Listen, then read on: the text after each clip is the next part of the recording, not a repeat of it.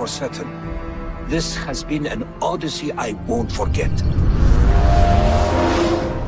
Hello everyone, and welcome back to the Podyssey with me, Willis Makes Movies, and my good friend, The Exile. How are you doing today? I'm doing very good. How are you? I'm good. Episode 7, I believe we're on. It is. We're nearly past the 10 episode curse. Yeah. When I was doing the thumbnail for the last episode, I, for some reason, had it in my head that it was episode 7. So in the thumbnail, I put 7 in the title. Oh. Then I automatically realised when I saw the videos, I thought, hang on a minute, we're missing one. So I had to go back and change it. But I did it so quick that I don't think anybody... It was like just as I uploaded it, so I don't think anyone noticed. Oh, wow. Yeah, well, I didn't notice that, so it must have been pretty speedy. Yeah, it was literally in the first, 2 minutes or something of uploading it. So we're good. Oh, well. It's good to be back again. Episode 7 now. Yeah. This is episode 7. Yeah. Oh, man, we got a lot to talk about today, I guess. We do. Yeah. A little bit of everything. I mean, Assassin's Creed's marketing is not keeping us too well fed in regards to Shadows, but we've got some fun tidbits that have came through thanks to particular Notre Dame. Ah, yes. We've got an AI generated quiz that we're going to be attempting to try. We're going to talk a bit about the marketing in general and a bit of a discussion on the Infinity Hub. So, a lot to look forward to, a lot to get into. But first of all, I believe you went to the cinema this weekend. I did. I saw a new movie, as I often do. And this week, I watched the very iconic, the very famous, the highly regarded Wicked. Oh, Was it wicked in a good way or wicked in a bad way? I would say wicked in a slightly questionable but funny and interesting manner. I don't know. I still don't know if that's a good thing. Is funny good? Oh, of course. Yeah, it was good. Oh, okay. Yeah, it was good, yeah. Oh, that's good. It has been getting a lot of praise. Yeah, I thought it was alright. I mean, I've never obviously seen any of the plays of it or didn't know the story of it or anything, so I wasn't really knowing what to expect. But yeah, it was a bit of fun, you know. It was just bit of singing, bit of, funniness, comedy, a little bit here and there, a bit of action. Yeah, it was a good time. It was really long. It was like 2 hours 40, a bit too long for me for the sort of film it was, to be honest. For me, I could, because I wasn't heavily invested in the Wicked verse, if that's what they want to call it. I don't know. I was by 1 hour 50, I was I'm ready to leave now. But stuck it through, and I thought, yeah, it was good. It was good, but yeah. I mean, I did also watch Gladiator 2 the week before, and oh, really? Yeah. It was kind of like one of those Barbenheimer situations. Do you know what I mean? Two big movies. Yeah. What would this be? Different demographics. Glickid, Gladiakid. I don't know. And I much preferred Gladiator, to be honest. But again, I really enjoyed both of them. They were decent. So yeah, that's kind of what I've been up to this weekend. Other than that, I've been playing more Baldur's Gate 3, making some vids. What have you been up to this weekend? Did you just say you've been making some vids? Yeah, some videos. About Baldur's Gate? Or? Oh, no, just videos in general, just YouTube stuff, okay. You know what I mean? Mixing and matching YouTube and games and stuff. Gotcha. Yeah, I mean, I was out at the weekend. Was that wicked? Very less wicked, I would say. More of a doozy. Oh, really? Why? What happened? A lot of drama. A lot of drama going on. Was it as bad as my was Halloween? Really good. I don't know. I think it was sort of the vibes of too many cooks in the kitchen. Nobody can decide really, what we're doing here. Yeah. Was it just sort of kept going and going, and it just didn't really didn't really feel very fulfilled by the end of the evening. Was it like some people wanted to go somewhere, other people wanted to go somewhere else, and there was like confliction? Yeah, and you know, people aren't talking to other people. Oh, so God. bit of awkwardness and tension there. I Yeah. mean, it was really good when it was a smaller group, and then more people show up, and you're like, Oh, and it's like we're losing a bit of that. It's- Bit of that chemistry there. You know, everybody's starting to get a bit more Yeah. hostile, and it's like that person doesn't like that person. That person's not gonna sit with that person. Was it like that? yeah, and like, come on, we're Yeah. past that, surely. Yeah, you know? we're adults here. Yeah, I did manage to get a video recorded, which yeah. I'll be hopefully getting out. I mean, this is my last week of work before the Christmas break, so I'm hoping that during my time off I can really ramp up the videos, because I've been pretty slow with it at the minute, but it's all to prepare for Christmas, really. My plan is to try and get as much recorded and made as possible. I'll say that, probably not come out with anything, but you know, the thought is there. Yeah. Have you just been like, is the reason for like less uploads just like, you know, busy schedule and stuff? Yeah, a lot of just getting in from work and sleeping. Yeah, fair enough. It's the life of a strong working man. Yeah, it's a blessing and a curse. Yeah, you know, it keeps you on your feet, but it keeps. I don't know. Well, my friend always jokes that that's just like the side hustle, and then when I get home, that's when I start the shift. The true grind. Yeah, Because that's when the YouTube, that's when the second shift starts, and Yeah. the night shift. the graveyard shift. Yeah. Hopefully, you know, the goal is always to pivot eventually. Oh yeah, That I'm waiting for that day. That would be a dream. Yeah. To be fair, I've got like, you know, while we're just talking YouTube and stuff, I've actually got a new channel in the works that I'm hoping to sort of get going in the new year. Ooh, is this the rumored second channel? It is. Well, I mean, I guess technically it will be a second channel, but I'm gonna try and see it more as like its own sort of entity, if you will, because you know, it's just like, obviously, yeah, I love talking about AC. You know, AC content's great, it's going well, but it's just like, I feel like just talking about Assassin's Creed, like, I just feel like I need another creative outlet, you know. To be fair, as Ezio's Right. mother would say, you need more outlets, you know. And Would it be is it a way of you talking about other games, or is It it like a is. totally different? yeah. It's still a gaming channel, because I just feel like, you know, I feel like I have the most to say when it comes to like games and stuff. So it's gonna be about games, but it's gonna be just like a channel where I talk about any game that I want to talk about. Got ya. And I've been making, you know, I've scripted one of the videos already, which I'm, you know, really happy with. I think is, you know, decent quality. I'm just gonna try and make these like videos like really well thought out, you know, nicely edited, like proper, you know, evergreen sort of videos. Yeah. And it's already like working on the channel and stuff. It's been fun. Yeah. I mean, I'm not gonna like announce the name of it or anything like until I've got, you know, a decent Yeah, I amount was of going to videos say ready. that. Is this the sort of thing you'll announce, or like connected to the Exile stuff, or do you want it to be like anonymous, like So just people will find it? No. So I will have it like connected. So like obviously I have made the channel and I've done like the art Yeah. for the channel. Like I've got a solid idea of what's happening. I just got to get the videos done now. But I've got like featured channels. You know when you can feature other channels along, you know, in your home tab of your channel.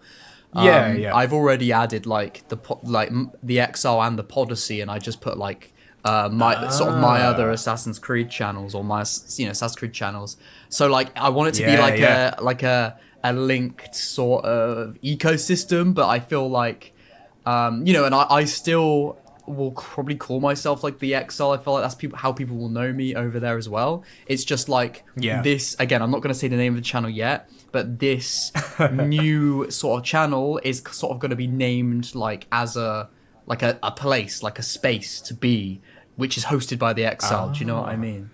So Got you. so I'm excited. But also, I guess there's a bit less pressure to deliver. You know, you can work on the videos at your own pace. Bit of a slower, for sure, build-up and yeah. stuff like that. Yeah. I mean, I want to make sure I've actually got like 5 videos like edited and ready to go before I even like announce it or post any. Just because then, if I am really lucky and the first video does like sort of do well, I don't have to then stress about getting another video done quick. I can just you can keep that momentum. I can just rest easy for like for a couple of weeks and just post the ones I've got, once a week or something.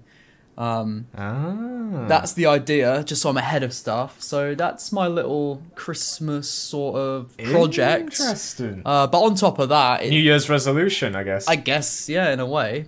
Hopefully this will be the first New Year's resolution I actually fulfill. But, aside from that, it's all the standard content I'm already doing. I'm trying to sort of shift more. I don't really know what I'm doing with my channel at the moment, I feel like people enjoy. I mean, I know what I'm doing with the shorts. That stuff is going to keep going because it does really well. But when it comes to long form, like I've definitely had a bit of like a blip, like a moment of like, what do I even want to do on it? Yeah, Assassin's Creed, but like, what type of videos? I feel like a lot of my AC news or covering the leaks sort of videos, like they do decent at the time, but past a week they're dead, and I just feel like, do I need some more evergreen content there? So I think I'm gonna lean into like obviously covering all the AC news just because that's what I'm known for at this point. That's why a lot of people sub for it. But I'm gonna but even my videos like where I'm doing evergreen content, I'm gonna stick to that sort of vibe I've got going at the moment, where like I zoom in on the face, there's a few little jokes, I'm just sort of more, it's more chilled, you know what I mean? Yeah, a bit more laid back. Bit funny, a bit laid back, that's like the vibe, I think.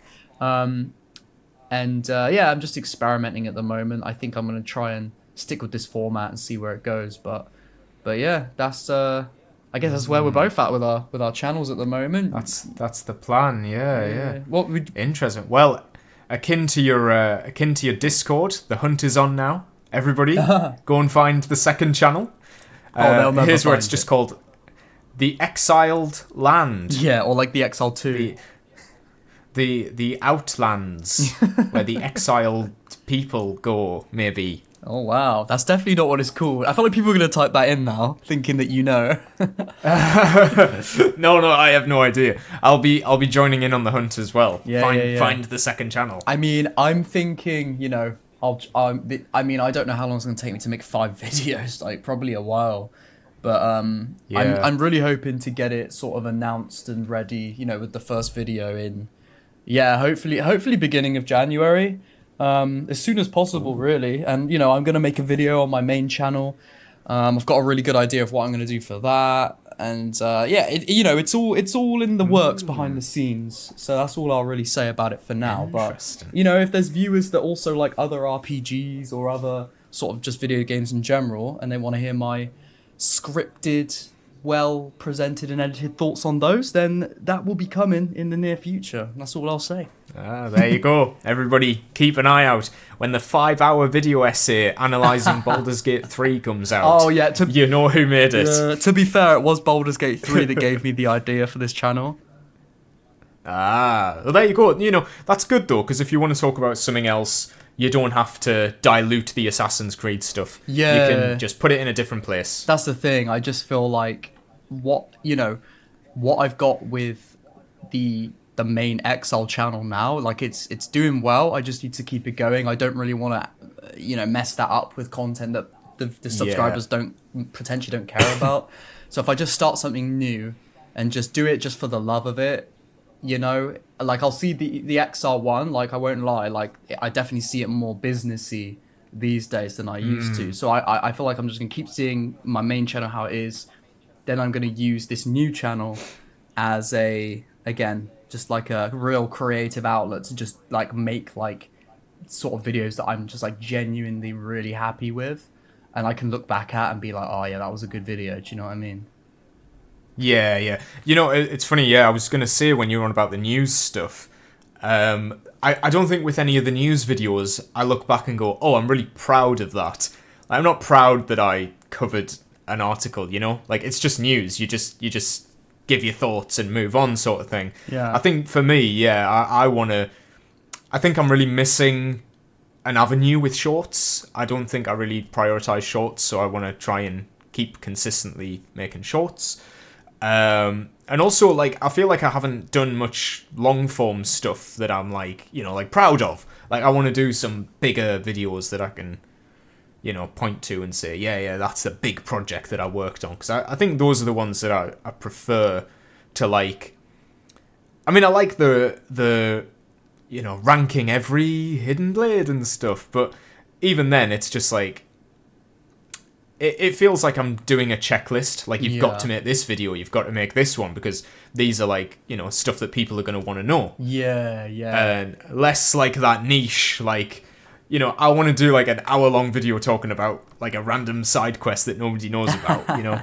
Yeah. It wouldn't get views, but well, that's I mean, like, I want to do interesting stuff like that. You never know, though. You know, as long as I feel like if your heart's in it, you know, I feel like there's always a chance it could do well. Even if it doesn't, I feel like if a video you do which you're really passionate about doesn't do well compared to an AC news video that you don't care about that has done well, you're still gonna feel way more like creatively fulfilled in the video that didn't do well. Yeah, You know? just to get it finished, you know, over the finish line. I Yeah. definitely felt that when I was making like hour-plus long videos. It's like, when it's actually done, you have this minute of like, oh, I don't have to work on it today. Like, it's done. There's proud. nothing to look at now. Yeah.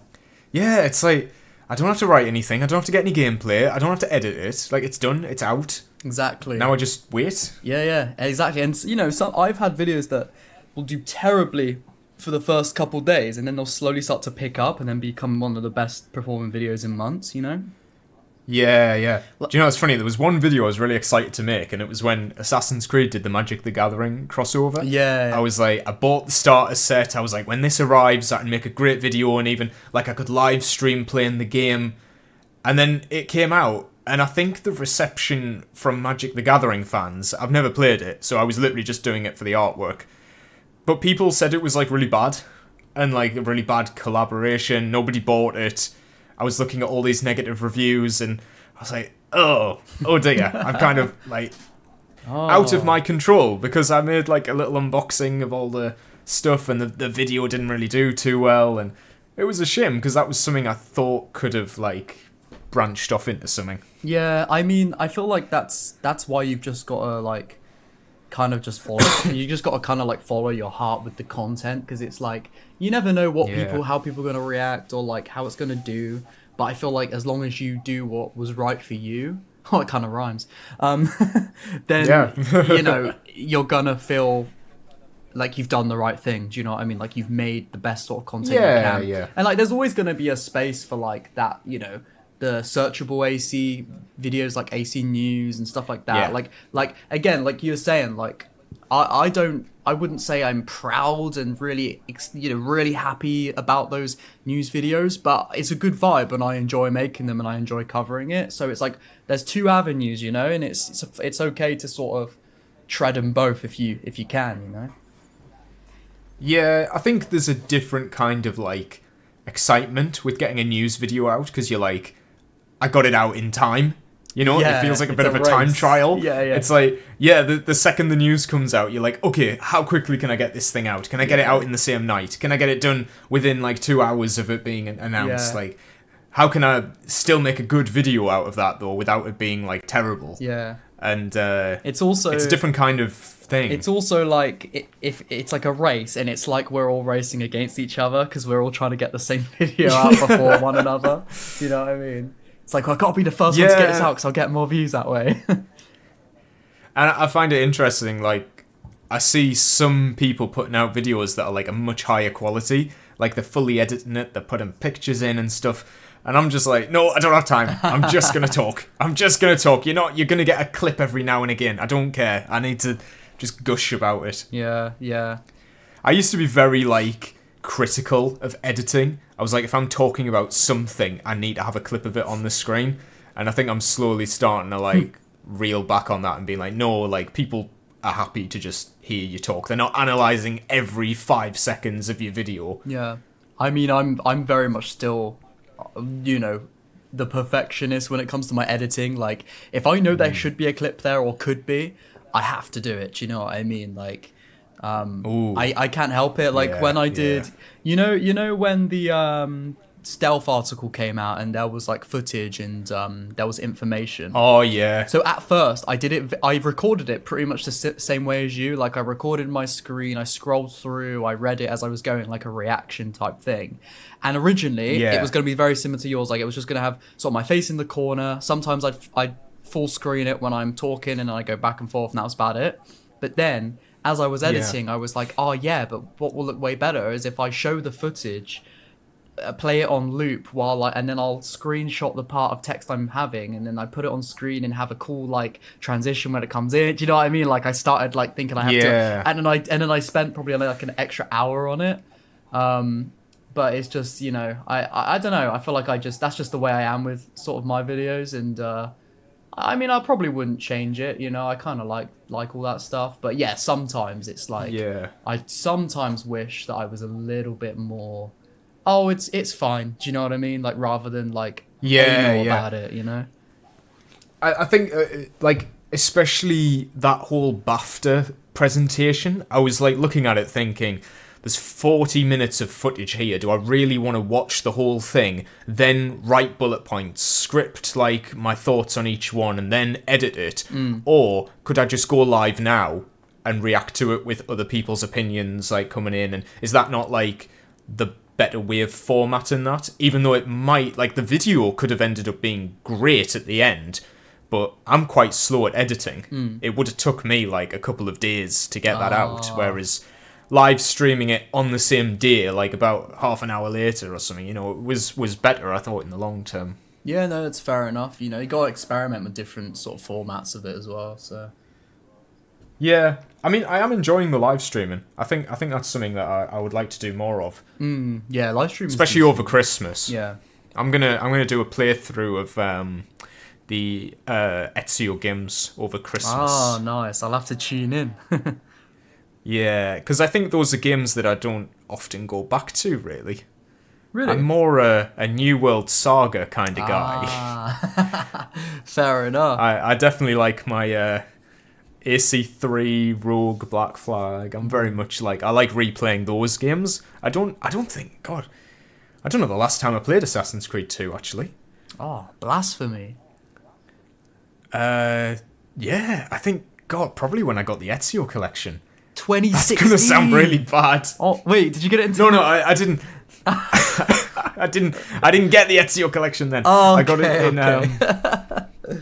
Jeez, I was like, bro was 15 when he played it last. No, I think it was after. It was definitely after Valhalla came out, so it would have been like 2020, 2021 to fill that gap, because I didn't want. I wanted to play Assassin's Creed, but I didn't want to play that Assassin's Creed. To be fair though, obviously recently I played the Ezio trilogy again, but before that, I didn't do like a proper playthrough of those games. I think it was 2020 as well. Because I remember I tried to play them all in order, minus Odyssey, right up until Valhalla came out.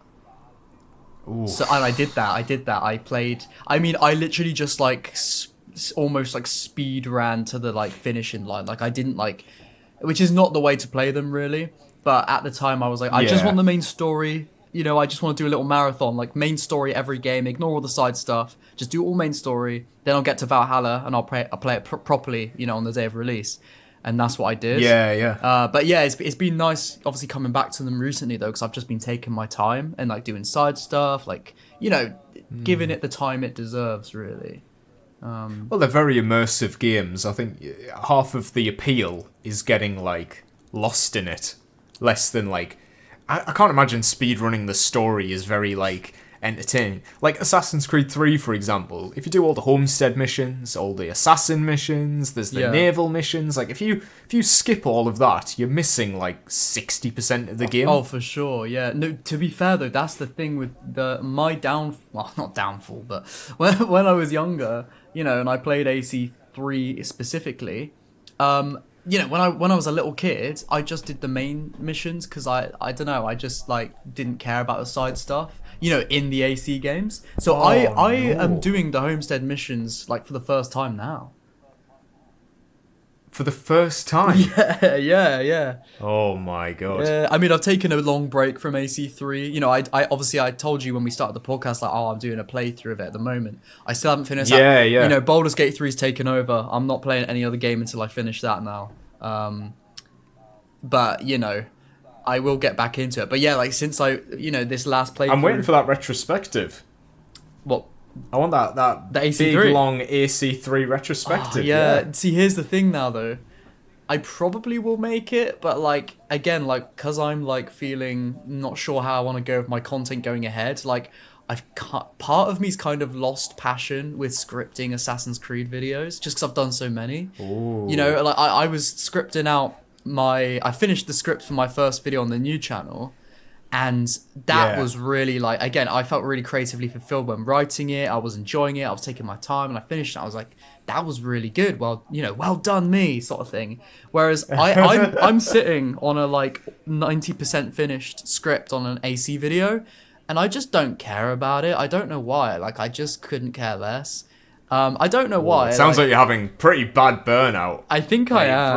Pretty bad. Yeah, I think I am. Maybe you do need a break, like move to a different channel, try something different, and then you'll probably find yourself rethinking the way you do the Assassin's Creed videos, maybe based on like how you make the new stuff. I think so. Like, I think yeah, you're probably right. I feel like, you know, I'm definitely don't think I'm burnt out with the sort of more, you know, unscripted videos I do where I just kind of yap about a topic. Like my most recent video is like a reaction to a Assassin's Creed Watch Mojo video, and that was pretty fun. You know, I enjoyed that.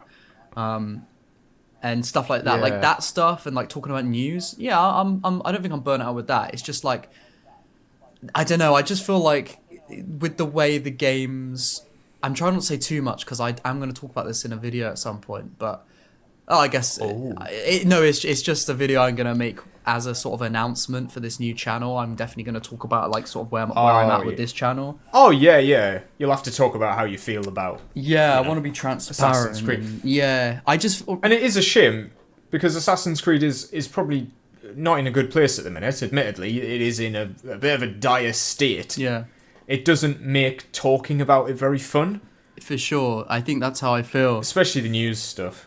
It's just like, I think it's because I don't like have any excitement about Shadows. Like obviously I have lots to say about it, but I'm not really excited for the game. And I think it gets to a point where I'm like, why am I talking about this when I'm not a fan of the company that make it at all anymore. And then it's like, I don't know. I just feel like I think I just need a bit of a break to sort of reevaluate it, you know. And I think like reformatting the main channel content to do a few like reaction videos to other AC videos, like what I did, to sort of talk about Assassin's Creed stuff like unscripted, just like off the top of my head. I think that's more enjoyable to me.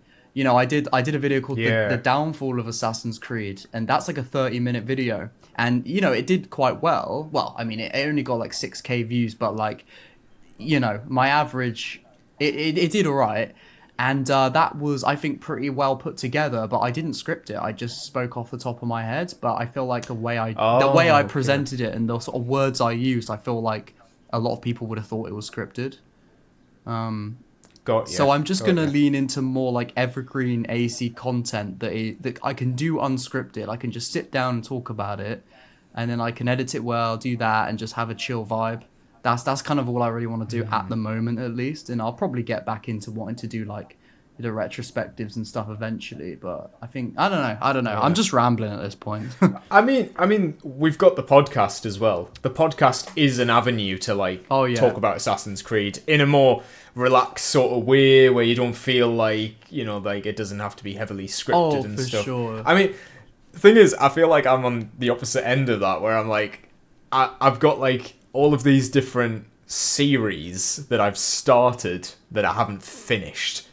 like the outfits. I need to finish all the outfits videos. I've got the character studies. I've still got like 3 or 4 characters left, and I've been putting off making any character studies for like a year. So I'm really hitting myself over that. I'm like, you need to get back into that, because that's the stuff that got you on the map. Like, you need to, you know, give the people what they want. I just feel like, I don't know, I'm still on this, like, I've got, like, I need to get all the ideas out there. As long as I keep coming up with ideas, I need to get them out there. And I don't feel, there will probably come a time where I'll be like, I've said everything I need to say here, but it's not coming anytime soon.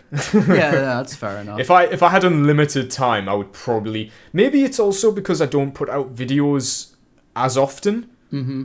So I'm not like feeling like, oh, what's today's video going to be? What's today? Like, oh, I need to come up with something for today. Like, it's more just when the idea comes to me, or I'm like, you know, I do just have a few days where I'm just thinking, oh, is this a good idea? Is this a good one? Yeah. I think you'll see that, actually, especially with my next video, is it's kind of just like a wild thought that I'd had, and just sort of run with it. Oh, nice. I won't ask you, actually, because you might want to keep it secret. Well, I can cut this out. No, it's when we were talking about the conversation between Evie and Starrick, that dance scene, I wanted to do a full, like, go down that rabbit hole of what it could imply and all that. So it's got like a 20-minute video dissecting that 8 lines of dialogue.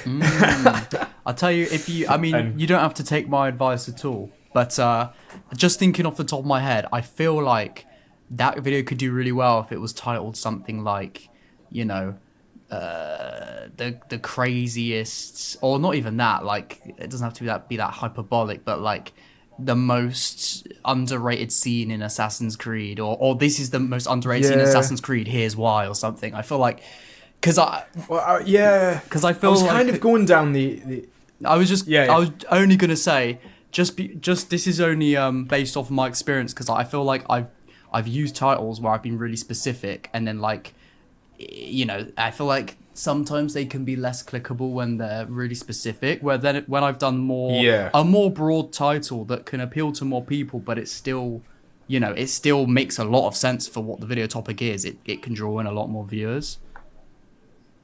Yeah, I'm trying to think, because it's gonna be my in my series of you know, the one marvelous scene from Marvel, how everybody hopped on that trend. It's one assassin. I get it. So I did that. That was when I did the ending of Valhalla, that analysis. That I joked in that video that this is like one assassin, and I'm just going to continue that joke. Oh, fair enough. But that video was titled "The Scene That Saved Assassin's Creed Valhalla," and I kind of want to keep that trend. So this was going to be like the moment that changed Assassin's Creed forever. Oh yeah, that'd be decent. Yeah, that's a decent. Or title. like Ubisoft were trying to warn us the whole time, like that sort of thing. Yeah, that's a juicy title. Yeah, because it is. It's like the most, you know, I was going to say the most important moment in Assassin's Creed Syndicate, because it's the moment where we finally got like the hint from Ubisoft that they were a bit sick of this. Yeah, exactly. To be fair, what you told me about it was definitely like fairly insightful. So yeah, I'd definitely be down to watch a thought out scripted video about it for sure. So I will keep my eye out. I mean, I say fully scripted. It is the ramblings of a madman. Ah, yeah, of course. Aren't we all? I that think way? I'm gonna predict it now that I will get backlash off it. I think, because I think I'm probably letting my opinions slip through.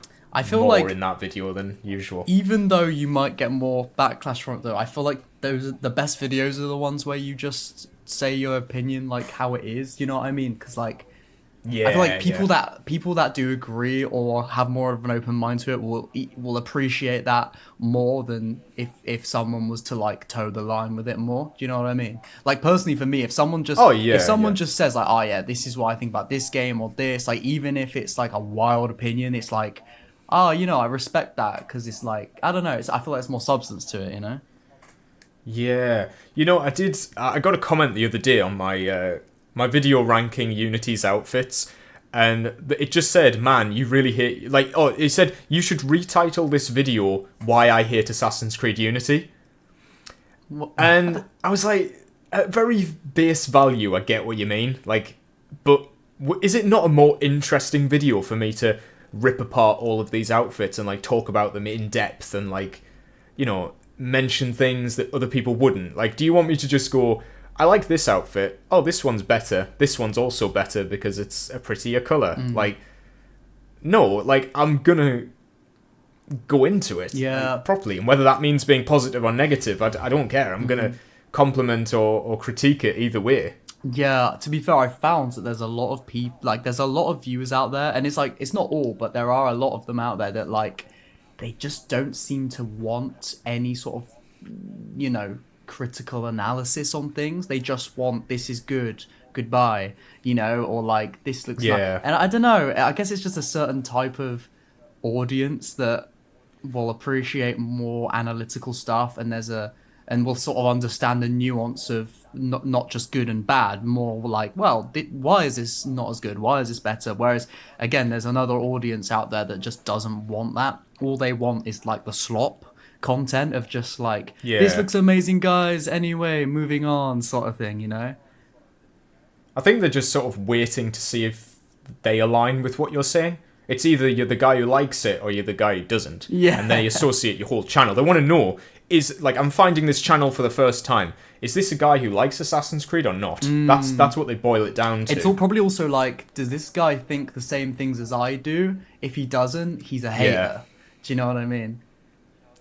Yeah. I think I get that. I get that a lot. I get a lot of people commenting like, bro, what is wrong with you? Why are you always making videos where you just tell me you hate Assassin's Creed and give up already? And I'm like, Jesus. I don't reply, but I'm just thinking to myself, like, you know, how does bro not realize that I'm just going to be real? Like, if I see something good, I'm going to say it's good. If I see something bad, I'm going to say it's bad. Like, I'm not going to just be happy and positive about something just for the sake of it so that everyone's happy. Do you know what I mean? Like, what's the point? Yeah. I think there's more shades of grey than just, do you like it or do you not? Some would say 50. Oh. That'd be the next film I watch. You've been talking Etsy or too much? Oh, God. Do you know what was funny, actually? I did start a drinking game for 50 Shades of Grey. I started doing it and stopped after 40 minutes because the film was too bad to drink to. Or you should have stopped at 50 just for the play on words, you know? Oh, yeah. No, I specifically remember it was 40 minutes in. Wow. Could not go a second longer. Wow. It was so bad. To be fair, I watched that film when I was about 11 or whenever it came out. Probably wasn't meant to watch it. Well, that's not. I was gonna say. Yeah, I wasn't. It wasn't like I was allowed. I had an iPad and I would go on those like dodgy sus movie websites where you can get them for free, and I just watched it. Oh yeah. To be fair, I think I was. See what all the fuss was about. I think I would have been about 13 actually. When did it come out? 2014? Yeah, something like that. I think so. Yeah, it would have been about 13 or something. But anyway, I suppose that's neither here nor there on the Podyssey.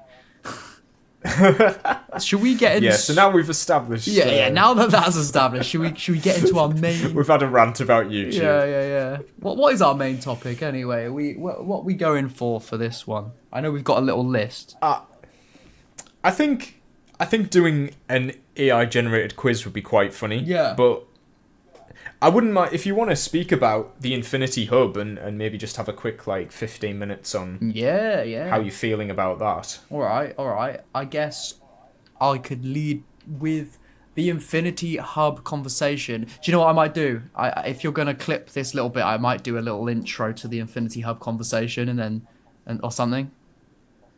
Oh, yeah. Just what, do you want to, we can make a separate thing? Well, no, I was just thinking, I was about to lead into talking about the Infinity Hub, and then I started overthinking it, thinking, how this isn't a good segue. Oh, so how are we going to edit this? Yeah. So I'm just thinking if you cut wherever just a few a minute ago, whenever it was. It's quite funny, actually. Yeah. Most of the time when I'm editing, I just wait for when you go, so speaking of this topic that we were talking about.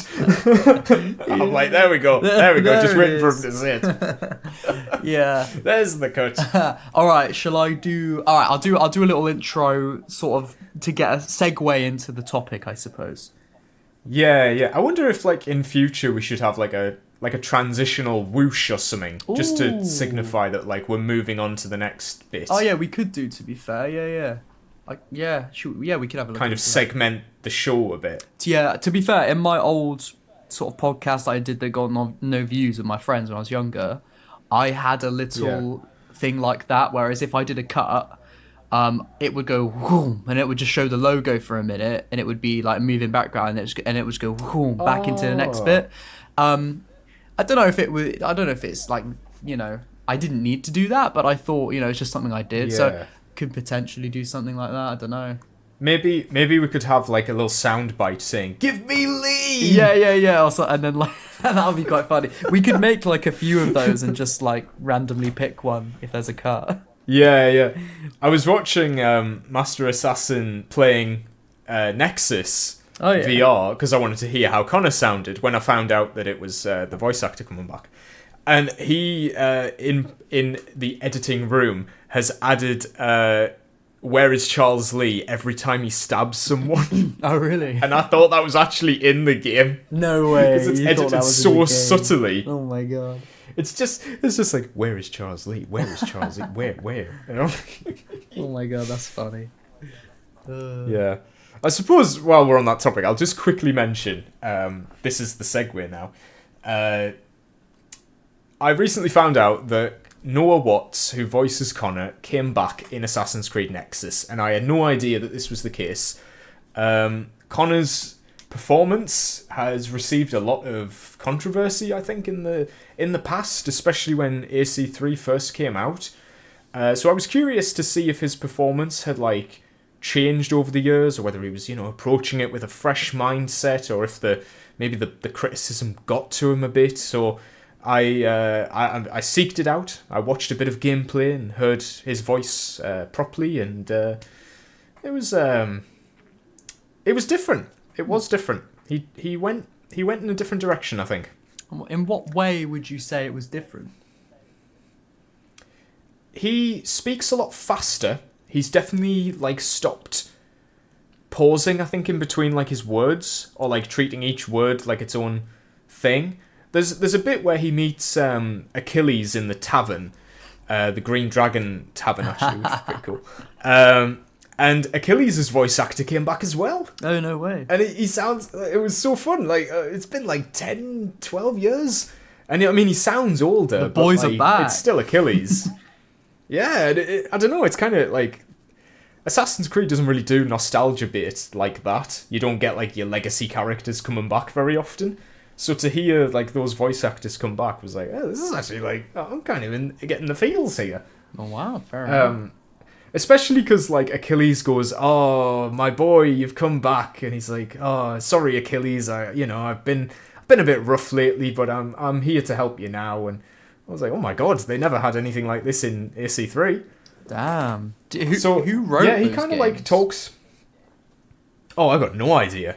I've only heard the AC3 parts. I haven't heard like the Odyssey or AC2 stuff. Although I did hear Roger Craig Smith's voice, and he seems to be purposefully going for like older, but he sounds even older than Revelations Ezio. Really? So I'm really confused. Like, I don't know when that portion of the game is set, but he sounds older than Revelations. They probably told him like, "Oh, this is an older Ezio," and he probably thought to himself like, "Oh, okay, so this is set after Revelations."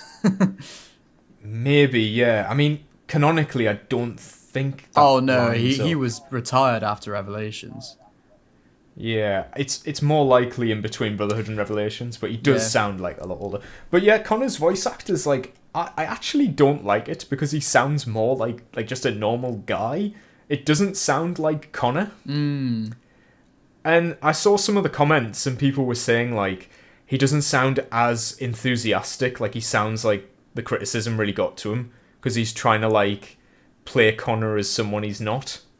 Yeah, I mean, I don't know. I'd be curious, like, if you went away from this episode and listened to it, I'd be curious to hear what you think, like, of the performance. Yeah, I'll give it a listen. I mean, it's hard for me to really sort of give my thoughts on it if I haven't heard it, to be fair. So yeah, I'll give it a listen. Yeah, that could be interesting. Yeah, it's annoying because it's like, I don't own a VR or anything, so I can't really play Nexus. I know, yeah. And it's like, yeah. I don't want to would buy love one. to. No, not just for Nexus. Nah. But it does look like a really fun, like, experience. Like, the gameplay actually does look really good. Oh yeah, to be fair, like, curious for what it is, it looks fun. Yeah, I've seen gameplay as well. I just haven't heard the voices. Yeah. It's the sort of thing I would try. I mean, I asked people a while ago in my comment section, I was like, does Nexus have any story stuff whatsoever? Like, is there anything that I need to be paying attention to that I could do a video on? Like, oh, new lore dropped.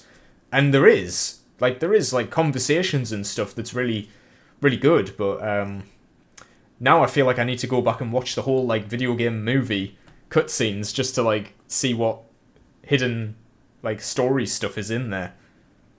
Yeah, yeah. I mean, even Ubisoft treat it like a full main title. When they go through their retrospectives, they always include Nexus on, like, the big Instagram grid and stuff. Yeah. Yeah, I mean, I guess it's just because it was VR doesn't mean it's, you know, I don't know. Yeah. Yeah. It's canon. It's canon, all right. Yeah. Also, that does remind me as well. Do you remember? Someone commented this. You might have seen the comment. I think it was in episode 1 or something. We said we were going to compare our Ubisoft Connect levels. Yeah, I saw that. I could get it up right now. Did you? Probably. Yeah. Did you get around to finding that? Because I believe I'm level 53 or 54. Let me see. We might have to talk about some other stuff while I get it ready, but I can get it ready while we're recording for sure. Because I'll have to log in to have a look. Yeah, that's fine. I'm just going to do the same. But how do I Ubisoft Connect? There we go. Let's have a look. Yeah, I think you can either do it on a browser or. Yeah, I'm just gonna do it on a browser. I'm just gonna see if I can log in. I always forget which email I use for it because I've had it for so many years. Oh yeah. Mine's an email that I don't have access to anymore. So every time it asks me to verify, I just have to say, "Remind me later." Oh really? And I've been doing that for about 10 years now. So yeah, my Ubisoft Connect account could disappear very quickly. You know what? You know what? Oh. I'm not gonna be able to show you today. Because I changed the passwords to like just a really, really strong one, which I'm never gonna remember, and it's written down in my phone. However, you know, in a secure password app. However, my phone is recording me right now, so I will lose. I can. But okay, if I remember, I will remember. This is the real Odyssey. Yeah. I will remember, and I will do it. I'll get it ready for next time, or I'll maybe later on if I remember. I'll just send you a screenshot to chuck in while we talk about it next time or something. Or maybe I can send you a screenshot so you can put it up on screen. You know, as I speak now with my Ubisoft level. Oh, I think it would be better for us to comment on it. Yeah, true. Kind of ruins the surprise to just throw it up on screen and then we don't talk about it. Okay, alright, next episode it is then. We're back. I guess we went, but we're back. Assassin's Creed Infinity, or the Animus Hub. What is it called? What is this whole thing people have been talking about? Well, let me explain. So, the Animus Hub, as it's referred to now by Ubisoft themselves, is supposed to be a live service, a hub, for Assassin's Creed games, for all the Assassin's Creed games going ahead, and potentially Assassin's Creed games are past. Now, it was originally leaked, I think in 2021, 2022 maybe? This Assassin's Creed live service called Infinity. And Ubisoft, when it leaked, just came out and were like, yeah, it's real, it's true, we'll tell you about it in the coming years. And I remember that. Yeah. That was Ubisoft Connect, because Danny Wallace was presenting that year, and he he has like a bit where he gets like a bit salty. He's like, "Oh, thanks guys. Now, we feel like we have to mention the Assassin's Creed Hub because those trolls online, Trolls? He said something like that, like not the proper term. Yeah. And yeah, he was like, I guess we've got to mention the hub, the Infinity The hub. thing because everybody knows about it. Yeah. But yeah, apparently, since Ubisoft have talked about it more recently, they've referred to it as the Animus Hub, formerly Infinity. So yeah, it's going to drop and be called Animus Hub. Now, let me ask you, Lewis/Willis Makes Movies, what do you think it will entail? Do you think it will be as just a generic launcher for Assassin's Creed games? How do you think they will incorporate modern day, if at all? What's your thoughts on it? Well, Harrison, or should I say the Exile? I'm in two minds. Like there's in my eyes, there's only two ways this can go. There's the launcher thing, where it is just a launcher where the battle pass or battle passes connect to it, but then are the battle passes going to be multi-game? Like, okay. So I think it can just be a launcher with extra monetization, like carried across multiple games, basically. A way of them monetizing the hub, and it's a good way of marketing their actual games by saying, "Oh, there's no paid microtransactions in Assassin's Creed Shadows. No, not at all. But the hub, yeah, it's all there, massive. You give us your money."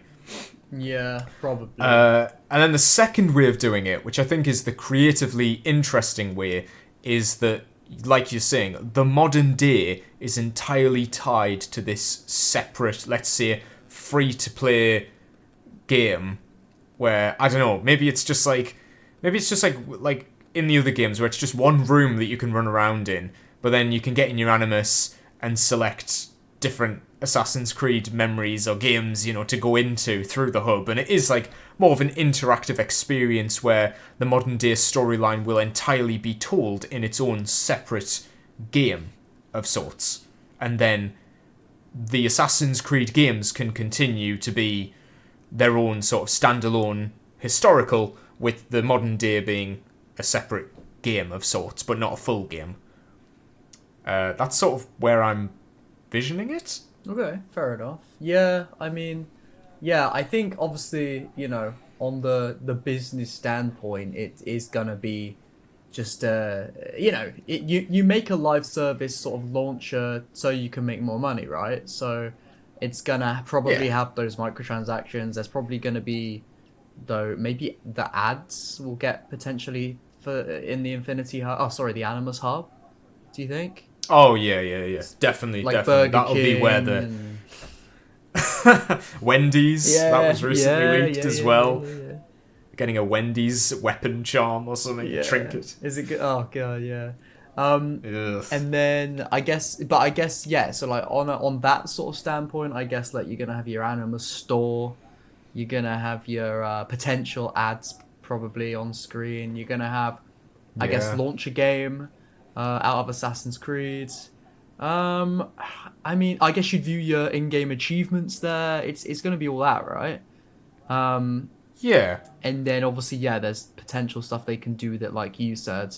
I feel like if you want to see like battle passes and stuff, they might have like a section for it. But then you'd pick your game. So like battle pass section, Assassin's Creed Shadows, or maybe not. I don't know. Maybe I don't know.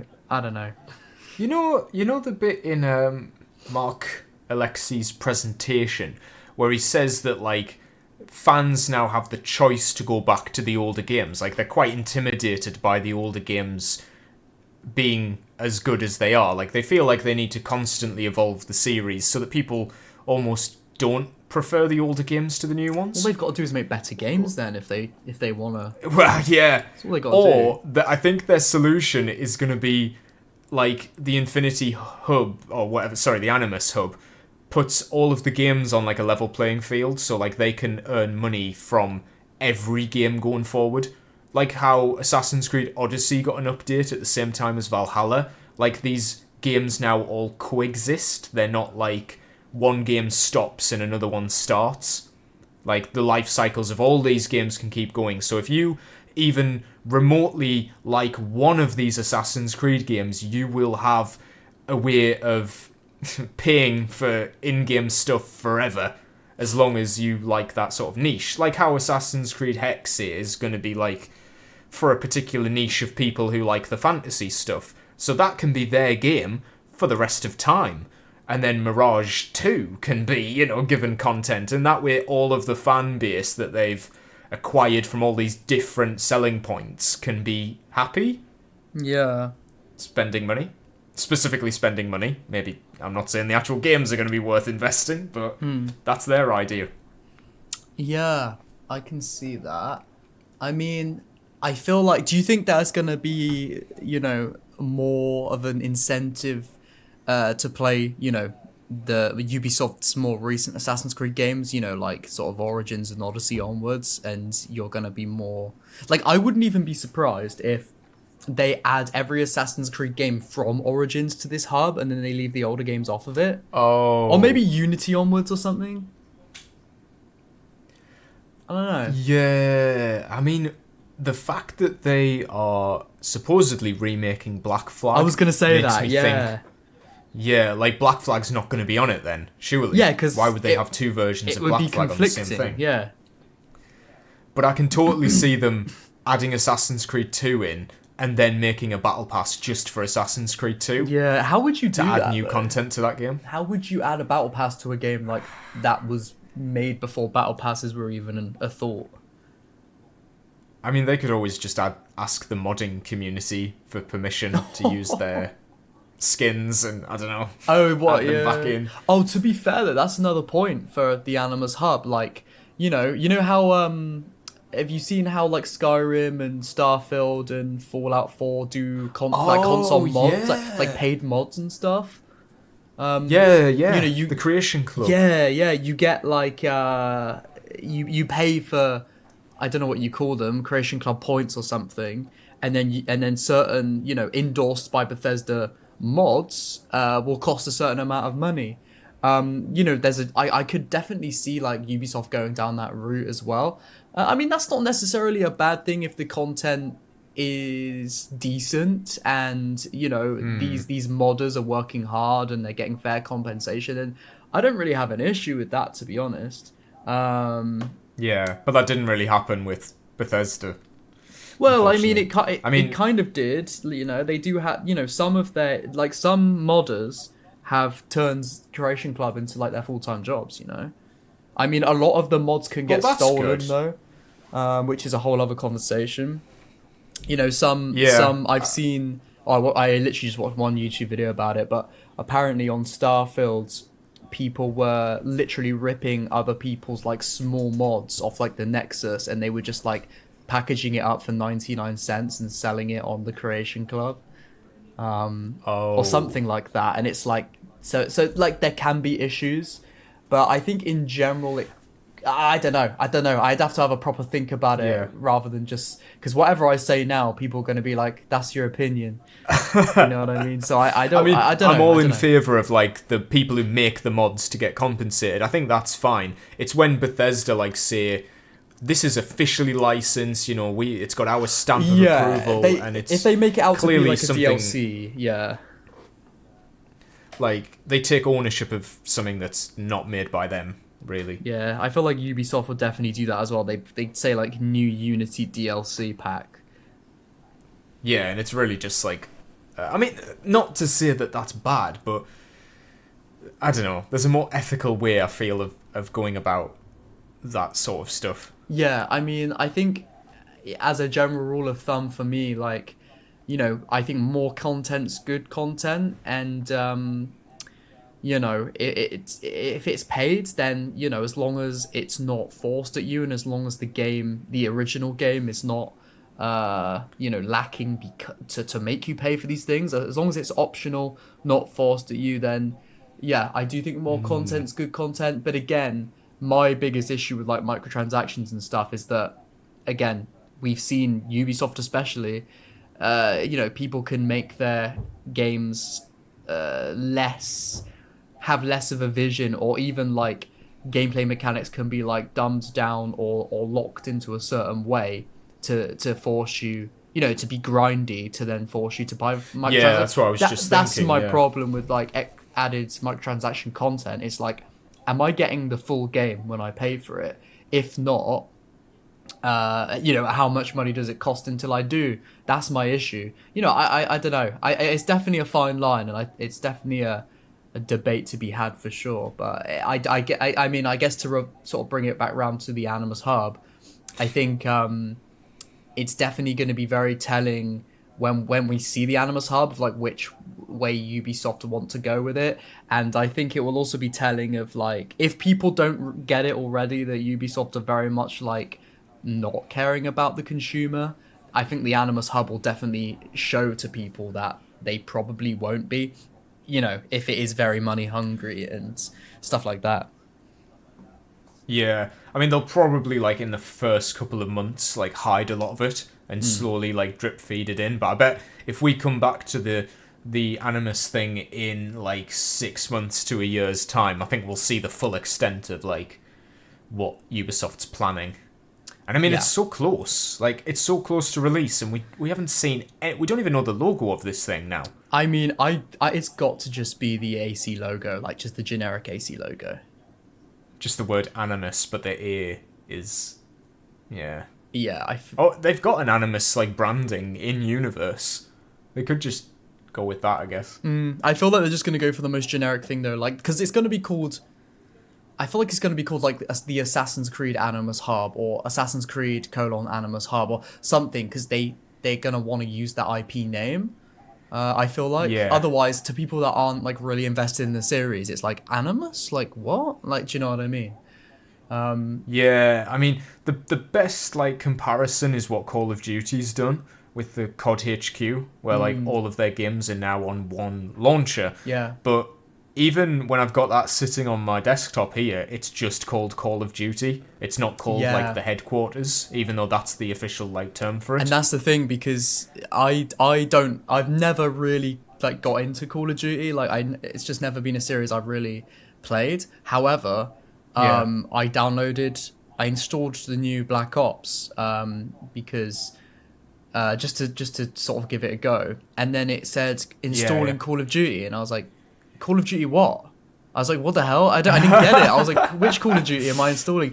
And all of them. Yeah. And it said it would be like insane, like, amounts of gigabytes, or I can't remember how much. And then I installed it on the Xbox. Yeah, and they're about 200 each. Yeah. And so I installed it. And then I sort of opened it up, and I thought, like, what the fuck am I looking at? It took me like a minute to like figure out what I was looking at, and like what this was a launcher. But no, It's a launcher, but it also, like, mixes modes together, so it's just like a really big long menu of, like, you want to play zombies in this game, you want to play this map in this game, or this, like, it's all, like, in one place. But I mean, if Assassin's Creed's hub ends up looking like that, then there's nothing to worry about. I mean, because it's just nothing in that case. You know what, though? I really didn't enjoy the presentation of the Call of Duty HQ. Like, it seemed really, like, badly designed. Like, from what I was looking at, like, a tiny list on a big, black, just empty space. Yeah, I mean, a lot of people have compared it to, like, a mobile game or, like, a Netflix app. Like, they tried to make it a bit too user-friendly. I feel like you needed, like, tiles. To the point where it just looks bad. Yeah. I don't know if you've seen, like, Modern Warfare 2 that came out a couple of years ago, but that looked really like a mobile game. It had the tiles. Oh, yeah. I'm gonna show you it if I can get the... Okay, alright. I'll tell you what, though. Just because you'll notice how bad it looks. Yeah, okay. I'll tell you what, though. Like, I feel like the Animus Hub would look better if it was tiled. Like, like how the pause menu is in Black Flag? Oh, yeah, I feel like that could be a good way of presenting, scrolling through your AC games and that sort of thing. I would love if it actually just had the Animus interface. Like, if it felt like it was in-universe, then that would probably tempt me to, like, not use it. I mean, I don't know what using it is actually going to entail. But if it's just a way of, like, loading into an Assassin's Creed game, I don't think it's going to be, like, a massive deal. Yeah. Do you know, another question is, how long-winded do you think this is going to be? Like, do you think this Animus Hub has a long life cycle, or do you think it's going to be like lots of things Ubisoft do? They try it out, people hate it, and they just sort of pack it in. Well, I mean, I think it'll follow the same route of Call of Duty, where they're sort of stuck with it now. Everybody hates it. Everybody's got, like, 1 million gigabytes downloaded and they don't want any of it. But Call of Duty sort of can't get away with it now because they've made their own launcher. They've got to stick with it. Yeah. I mean, I hope that Assassin's Creed doesn't get stuck with it. I hope that Ubisoft do just sort of give up on it. I mean, they rebrand Ubisoft Connect every, like, 3 years anyway, so Yeah. I hope that it's a similar... I mean, they've got Ubisoft Connect. Like, what's the difference? I mean, there's. I I mean, don't get it. that's why I think it's just gonna. It's got to heavily involve the Animus store and stuff, surely. Yeah. Because otherwise, yeah, you're Or right. if Why would they it's- do it? Yeah, if it's got any kind of, like, story... Like, I imagine the cutscenes will play, like, for seasonal content. Like, the cutscenes will play. You may get a little modern-day You mean 3-minute cutscene when you load into it. You mean like in sort of the AC multiplayer? You know, you'd load in and it would be a cutscene. Yeah, and that's stuff. exactly it, yeah. Yeah. Because it's got to be, like, from the perspective of Abstergo, hopefully. That's kind of what I've had in my head, but maybe it's not. Also, though, the thing I'm thinking about is, so this is meant, AC Shadows is meant to come, you know, be the first thing on the Animus Hub. Are we going to be Yeah. installing the Animus Hub in February? I think so, yeah. How do you think it'll work? Yeah, Do you think, that's why I'm really worried. if you have the game on disc, do you think it will just not install an icon for Shadows, but install an icon for Animus Hub? I'm not sure, because I know with Call of Duty, if you've got it on console, it will launch COD HQ no matter which game you select, Yeah. Okay, so it's probably going to be which is a like bit that. bad. Yeah, I think you'll still select Shadows, but then when you click Shadows, it will take you to the Animus Hub. Okay, yeah, that makes But- sense. Yeah. Yeah, but then that would still be weird if you could select another game after clicking on Shadows, so...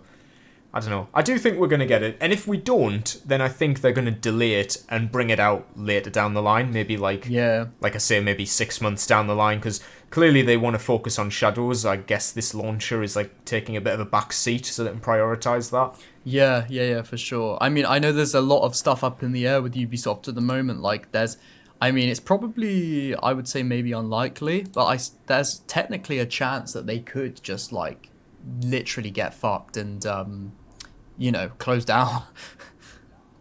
Well, that is a scary sort of prospect at the minute, yeah. Hearing a lot of buzz online about this being the end. I feel like it's probably more likely they will just get, like, bought out, though. Yeah, I think so. I think they'll lose a lot of their staff, but then they'll... Well, they're already still closing get studios, taken aren't under they? the wing. Yeah. Did you hear about the Are they? X Which Defiant? They're ones? closing it down. Oh yeah. That's a bit unfortunate. I don't know which studio make that one. Have they ever made an Assassin's Creed game? I don't know. I mean, they won't be now. Let me find out. X Defiant studio, I guess. I just want to see, like, maybe if they did Assassin's Creed Rogue or something, then we can concretely say that that team is... Oh, okay, San Francisco. Oh, okay. one Did second they then. do, like, Let the me see. crew and stuff? Oh, maybe, yeah. Yeah. I played the first crew. I did not like it. No, same. I played it. I thought, this is awful. Yeah. That was about it.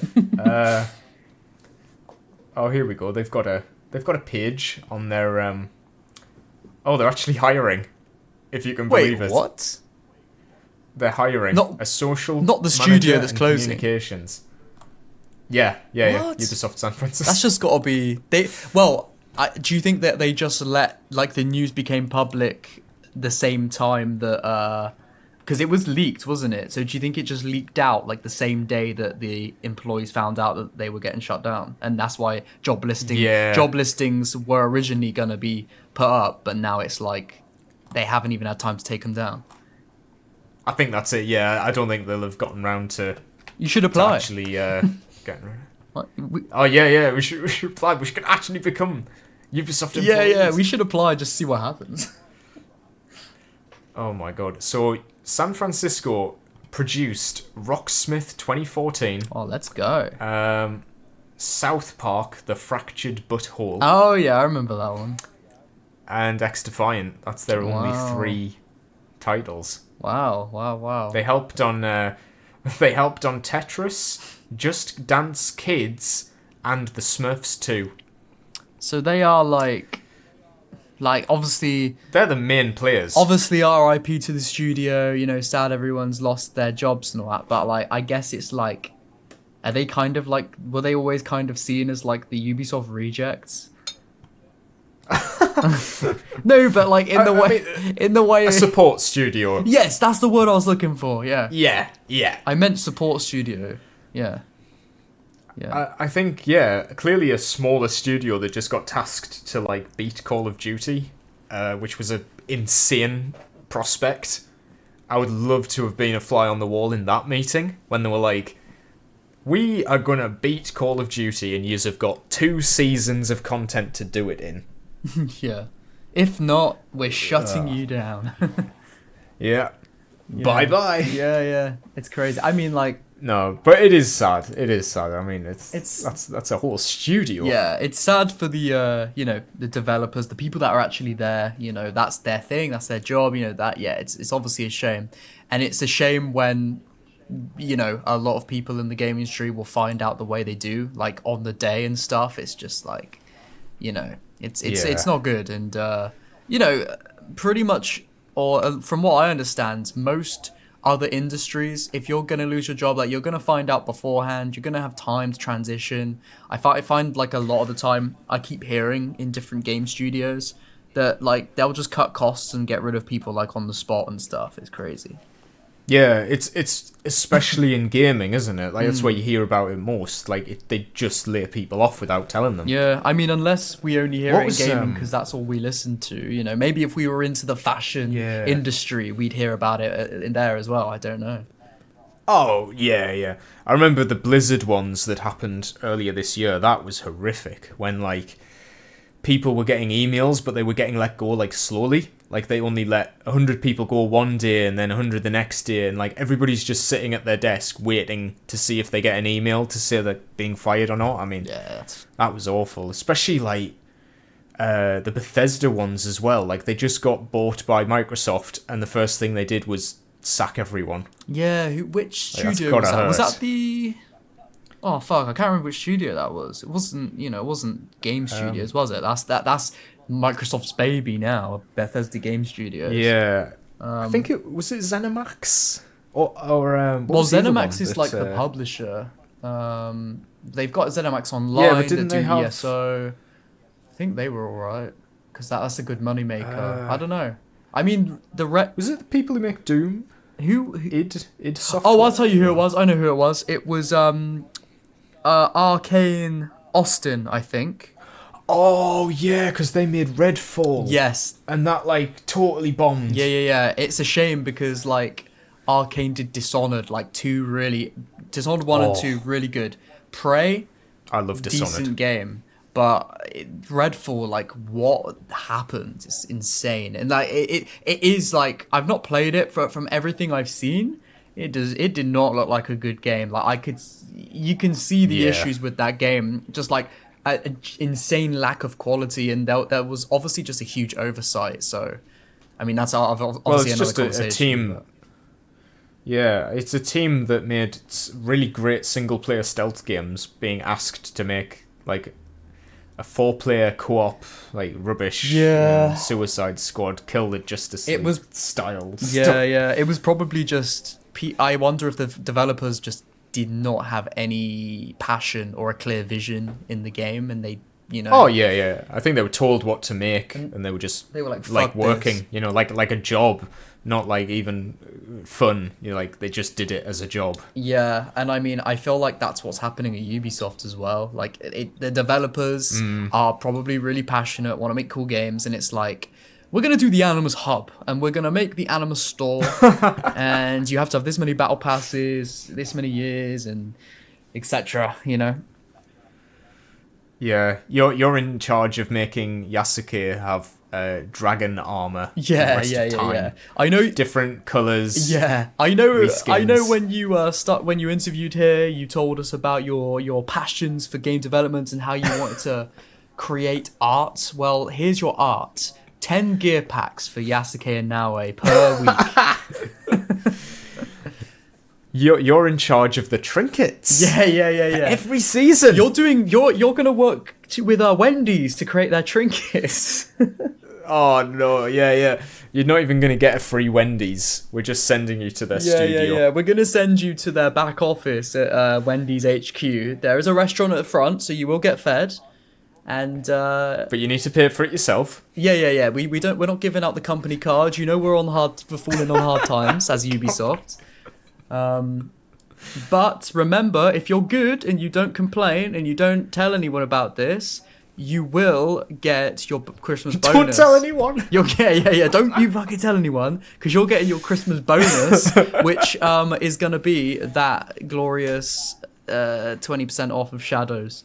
And if you say anything, you know, if your criticism is in any way, shape, or form against us, then you will be fired. Your whole family will be sent to the gallows, and you will not get your 25% off Shadows. So it's an easy choice, in my opinion. You like Assassin's Creed, do you? Why don't we recreate what happens in those games? Yeah, you love the Hidden Blade so much.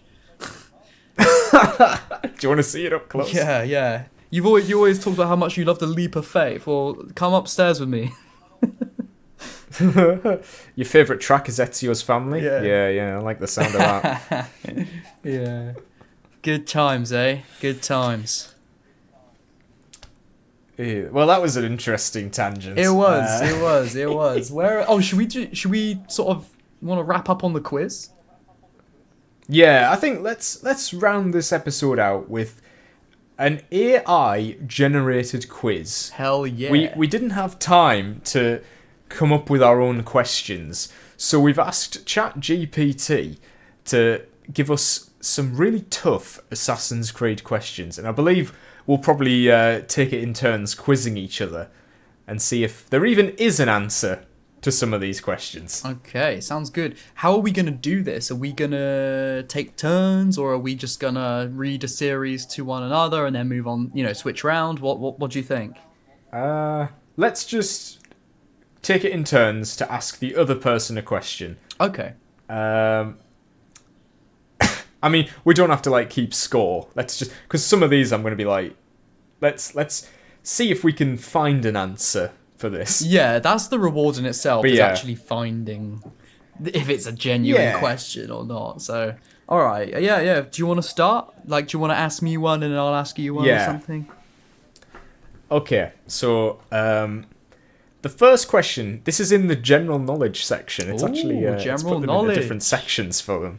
I don't know why. It's put them into sections. I'll take general knowledge, please. Mr. Willits makes movies. Oh, yeah. Wait. I've got a better idea then. Okay, so there's 5 questions in the general knowledge. So pick a number. Ooh. Okay, wait. I have an idea. For a funny clip that I can get out of this. So I'll do a funny little quiz show intro, and then we'll get into it. Yeah. Okay. Oh, and also in the edit, if you have time, maybe it'd be funny to add some funny quiz music, suspenseful, do-do-dun-dun-dun-dun-dun, when we're trying to get a question. countdown or something. Yeah. Okay. Yeah. Okay, I'll do the little intro. Hello, everybody, and welcome back to the biggest, best, most famous and iconic quiz show in all of Assassin's Creed community, and that is the Podyssey. Today I have oh shit, I'm a contestant and I guess I am also a host, and I am joined by my host and other contestant, Mr. Willis Makes Movies. Now, Mr. Willis Makes Movies, I hear you have an Assassin's Creed question for me. I will pick general knowledge, please. Pick a number between 1 and 5. Okay. 3. 3. Okay. In which Assassin's Creed game was the introduction of naval combat? Oh, that's a hard one, William. That's a hard one. You know, if you think about the most iconic Assassin's Creed game with pirates, that is Black Flag, and I do know that Valhalla also had a few river rafts, but I think that one came a little bit later. There is Odyssey, which it eludes me at which date that came out. That could have been maybe 2003 or something. I'm not sure.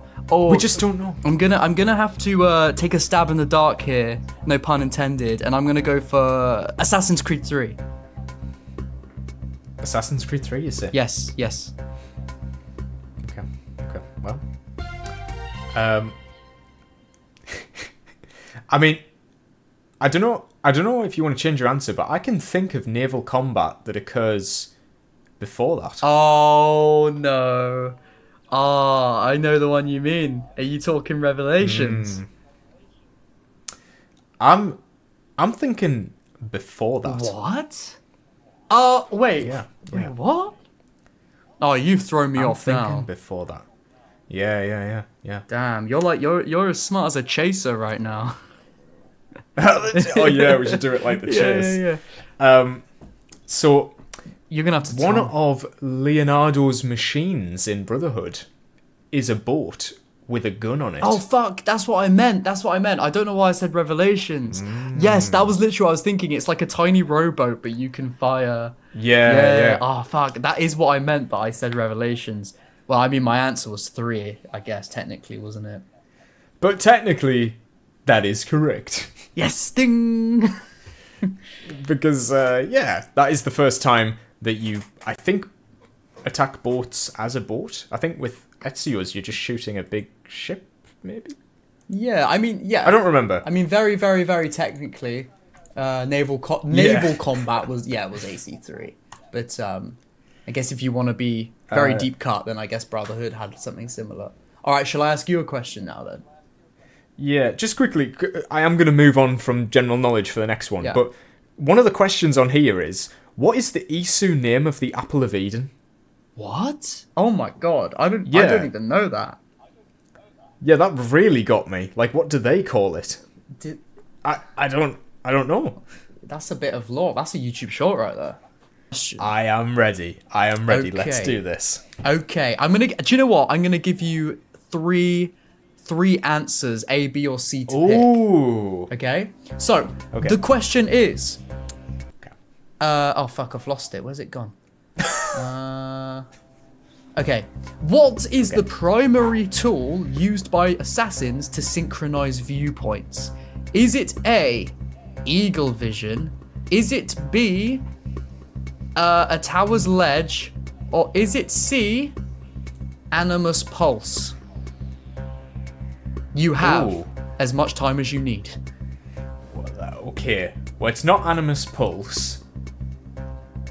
But do they use their eagle vision to do the little zoom around? Not really. They sit on a ledge. They definitely sit on a ledge.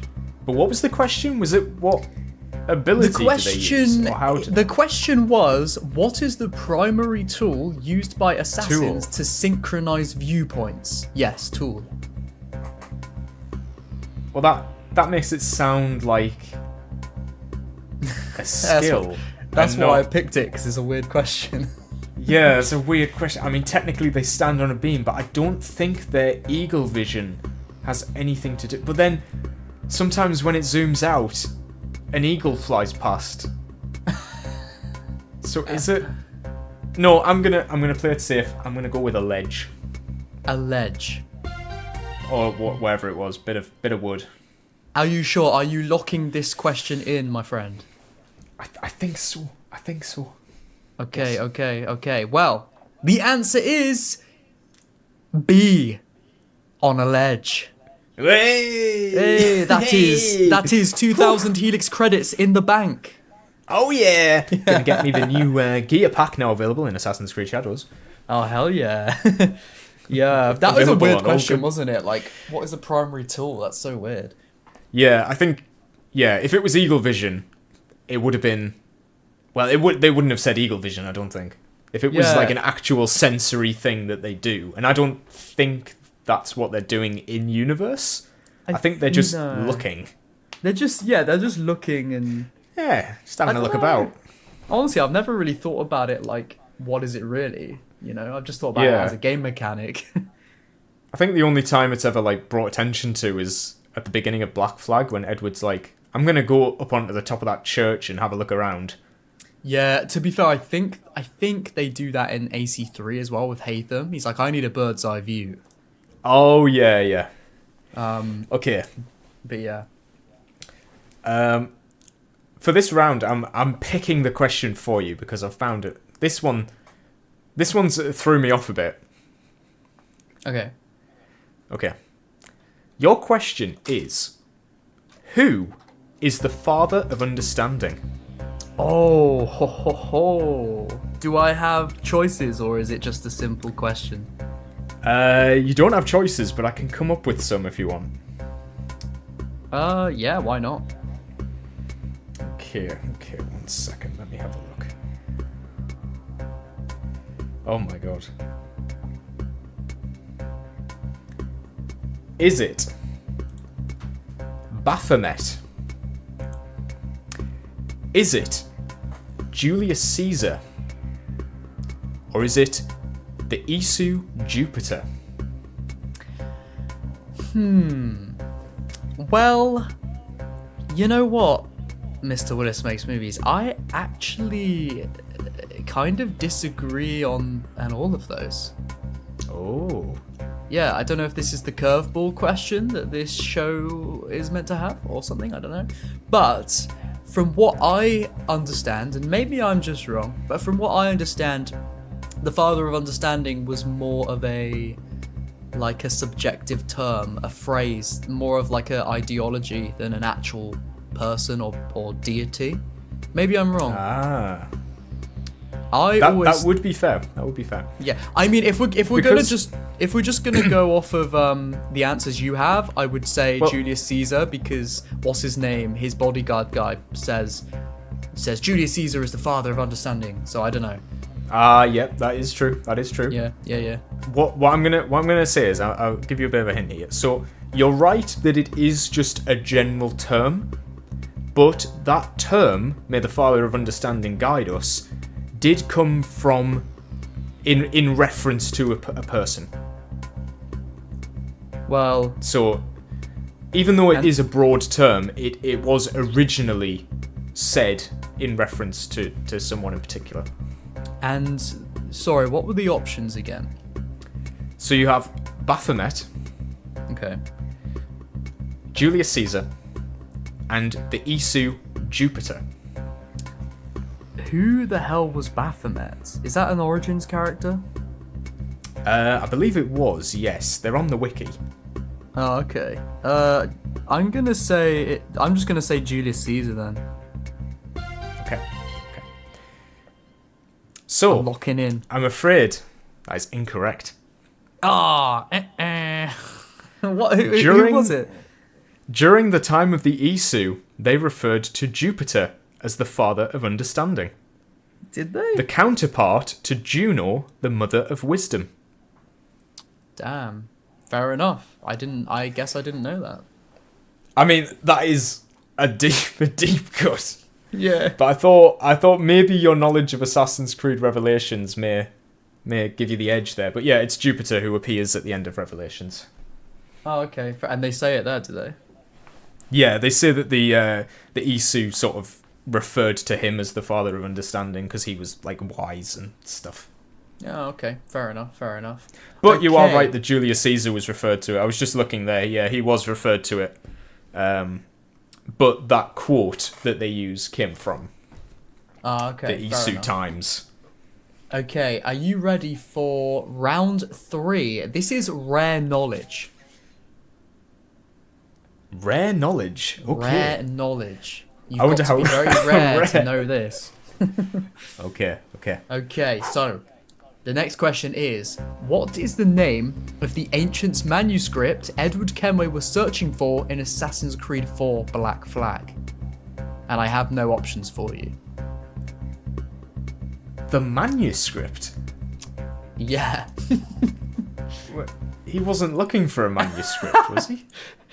I have no idea what the answer is, but I'm looking it up right now. Yeah, I'm pretty sure he was looking for the observatory, and he was like, he wasn't like actively looking for those cubes, like the blood vial things. But the manuscript was like Issy Rogue. So technically, if you want the answer to what does the manuscript do, it when hit by lightning with the box, it does something. It reveals the locations of precursor sites. Okay, and is that your final answer? Uh, I'm gonna need a one-word answer here. So what was the question again? Let me Okay, so the question was, what is the name of the ancient manuscript Edward Kenway was searching for in Assassin's Creed Black Flag? The name of it. Yes. Oh no. Oh no. Oh, I feel like there actually was one now. What was its name? I don't even know which manuscript this is referring to. We're gonna need an answer, please, Willis. Okay. The Templar manuscript. And is that your final answer? Yeah. Okay, so I am not the question master. ChatGPT is. So if this is incorrect, then have you asked ChatGPT?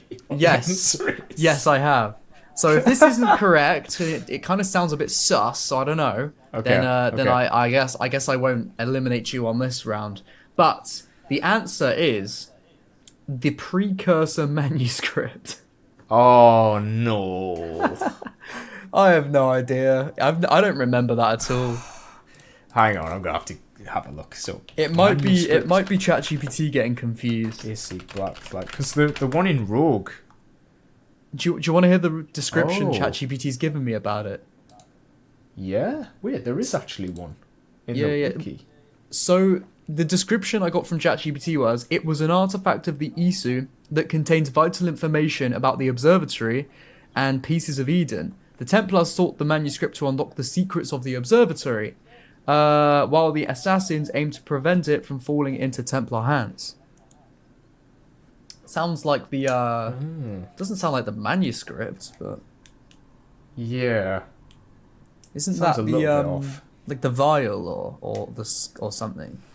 It's the cube or the skull, isn't it? There's a skull that they're after that he puts the thing in. I'll say no. That The was the only skull, and I'll see reference- what it says. I'll say Yeah, wasn't that there was the skull? Voynich manuscript, or Voynich or something, was in Rogue. That's the one that. I mean, I just read the wiki there. Apparently, Basm had it at one point. Well, now I've said, wasn't that the skull to ChatGPT? They've said, you're absolutely right. The artifact Edward Kenway was primarily involved with was the crystal skull, also referred to as the blood vial artifact. So now they've... I mean, that would have been a good question. Like, what was he searching for? Because I probably would have said the vials before I said the skull. To be fair, though, it says after that, the precursor manuscript, however, is featured in the Assassin's Creed universe, but it's more directly tied to Assassin's Creed Rogue, where Shay is tasked with recovering. Oh, come on! So it basically just bullshitted with the whole Edward Kenway part. Wow. Wow, indeed. I feel like we won't take away those Helix credits, because that was an unfair question. Excellent. So I still get my gear pack. Yeah. Do you know, we should get like I have no idea how this would work, but it would be so funny if we had like people call in and like we'd have to ask them a question. Oh yeah. And that'd Like be an it. actual Then we just hang radio up. show. Yeah. You'd be like, right, next one. Who's on the line? It'd be good to do like a funny. Q&A, I guess. Get people to send in like voice messages that we could read out Oh yeah. where they that'd be ask us sick. questions. Yeah. Okay. Yeah, guys, So- send me Instagram voice messages Yeah. or Twitter voice messages. Actually, you know what? That sounds like a terrible idea. Yeah, I feel like that would get bad very quickly. Yeah, yeah. Sorry, what were you gonna say? Okay, so your next question is: the main story of Assassin's Creed Unity takes place in Paris during the French Revolution. What years does the game span? Oh fuck. Let me think.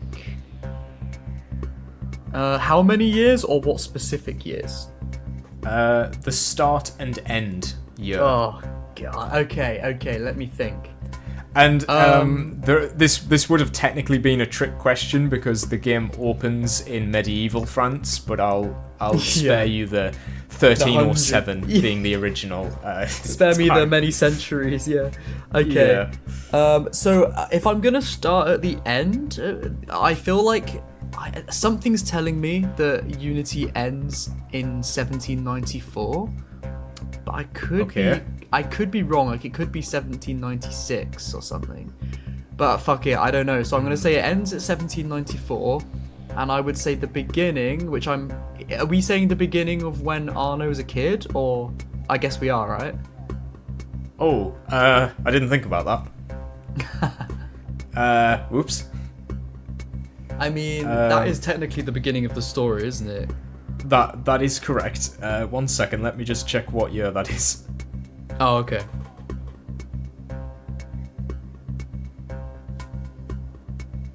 Bear with me.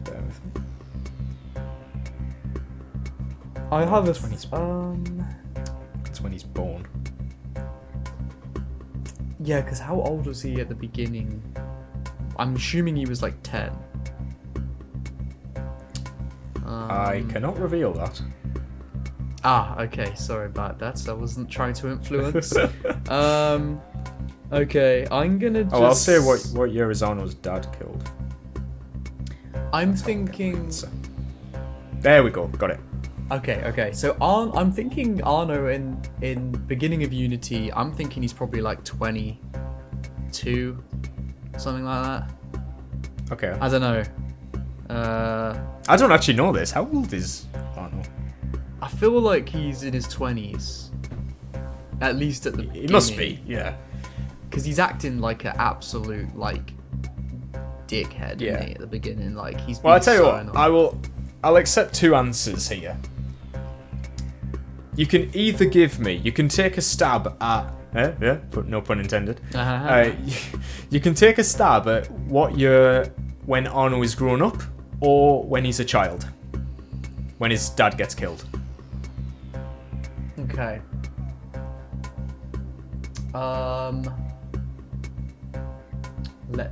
Okay, alright. I'm gonna say...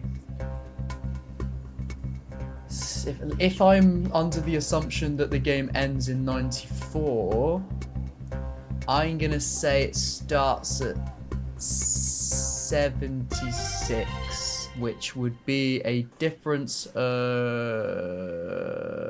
what, 22 years? Something like that? No. Yeah. I don't think it's 22 years, but that is correct. On Oh, both wait, what? parts. Wait, really? Yes. No way I got those years right. Arno's father is killed by Shay in 1776, which is when Connor starts killing people in AC3, and the game does end in 1794. No, wait, so I got both dates right, did I?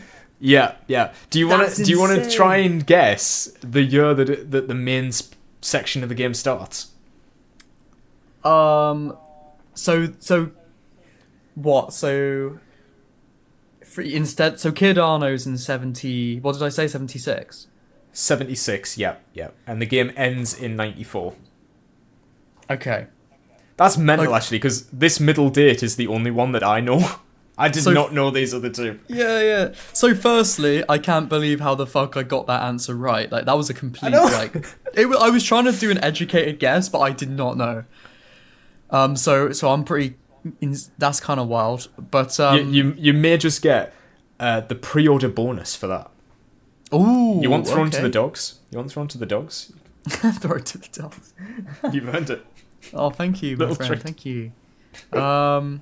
Okay. So wait, what's this other one? When did the main game start? Yeah, like Arno in his his rich attire. Like when he's going to the party to see Elise. Yeah, and he's chasing the when he's letter lost his down. watch. Yeah. Okay, I would say that is okay. See, I have a more inflated sense of how right I'm gonna be now, and I'm probably gonna be really Okay, wrong. well, how many years do you think that whole game takes place over?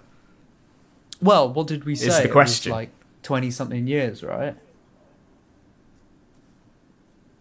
What do you mean? I mean, like from when Arno becomes an assassin, how long do you think that whole game takes place in, really? Oh, I see what you mean. It feels to me like it would be about 6 years. Maybe 8 years. Okay, I'm gonna say it takes about 8 years for Arno. Which means 94, 93, 92, 91, 90, 89. So 86? That is incorrect. Oh, fuck. How close was I? Very close, very close. It was 1789. Oh, okay, fair enough. So it's Unity takes place over 5 years. not... Oh, Well, okay. 6 technically, I guess, if you include 89. Okay, fair enough. Which means at the time of Assassin's Creed Unity, Connor would only be 32. Wait. Which is really When it annoying. ends? When the game ends? Yeah. No, I think at the big... Because Assassin's Creed 3 ends in 83, when he's 26, I want to say. Wait, so Arno's in his 30s in the beginning of his main... Oh, no, game? I mean like Connor. I'm just trying to lead up to the fact that Connor could have very easily been in this game. And they would have been the same ages. But yeah, I can't believe you got that. That's actually... Yeah, that's crazy. That's crazy. Wow. Oh, man. I'm glad that was captured on camera. My genius. That is... Damn. Wow. Man. Okay. My final question for you is, who wrote the original Assassin's Creed Renaissance novel? I believe it was the same as all the others. Oliver Bowden?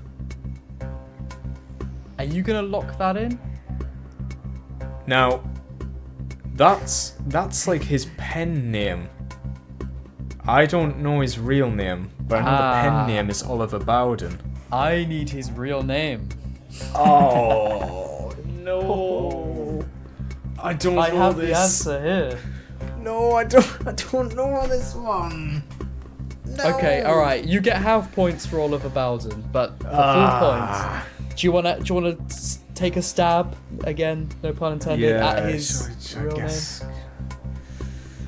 Oh man, where do I even begin? And I'll give you a guess. I'll give you a clue.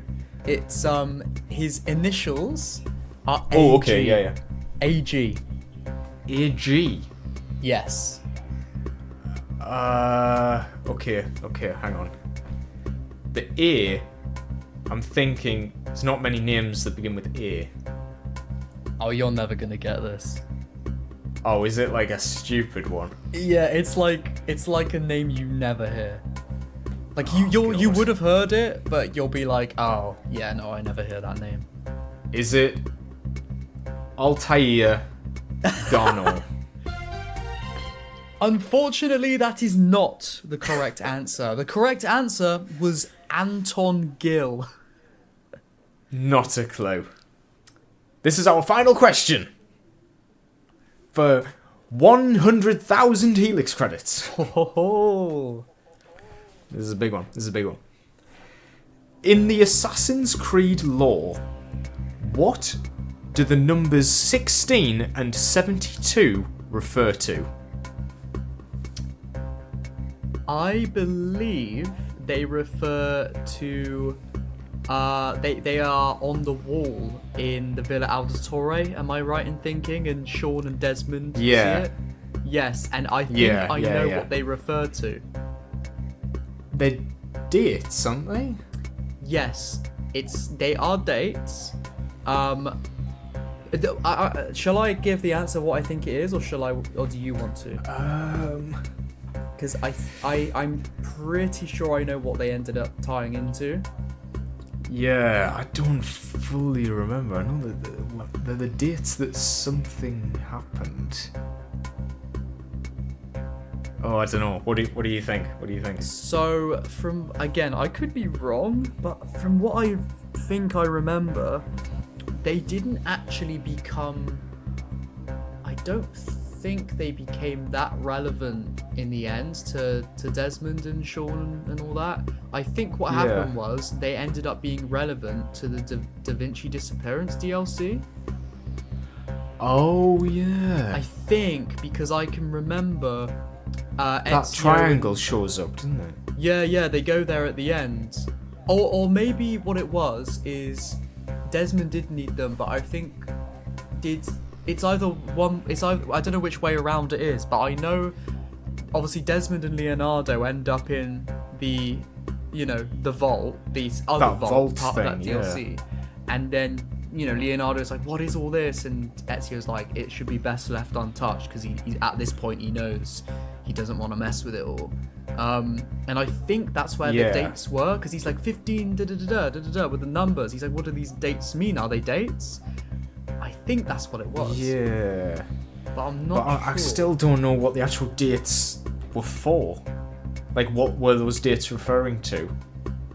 They were there were specific events that happened in those dates, I think. Oh my god, I can't remember. If I was off a fresh playthrough, I might remember, but...